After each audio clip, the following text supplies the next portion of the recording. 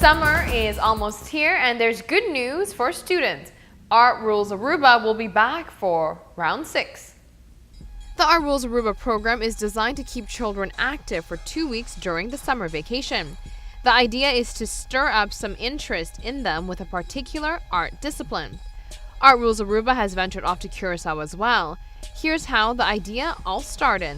Over about a little bit more than 20 years ago, my mother moved us to the island. And after having a very active life in the Netherlands as dancers, we moved to Aruba, and when summer vacation started, there was nothing to do. So we remembered back then thinking, okay, we have to do something. One day we have to come back to Aruba and do something for the summer vacation, in the summer vacation for kids, because there's absolutely nothing to do.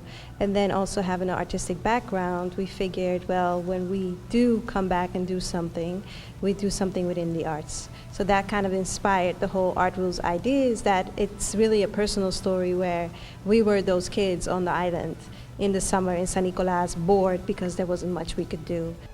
As the years go by, the founders of Art Rules Aruba has seen more of an appreciation for the arts by the youth. As time changes and as we're becoming more of a global society, I think definitely because of pop culture and because of the internet and because of social media, there's definitely a lot more going on in general, whether it's motivation or passion or people just being interested in expressing themselves, whether that's through art or through sports or whatever that is. And we definitely have a very vibrant youth right now because of the fact that we're living in such a global society, because everybody has access to express themselves through the internet, whether it's through your Facebook or through your Instagram. Ida Kip says she believes having a passion for an art form is all within us. But with the explosion of social media, art has become more present in our everyday lives.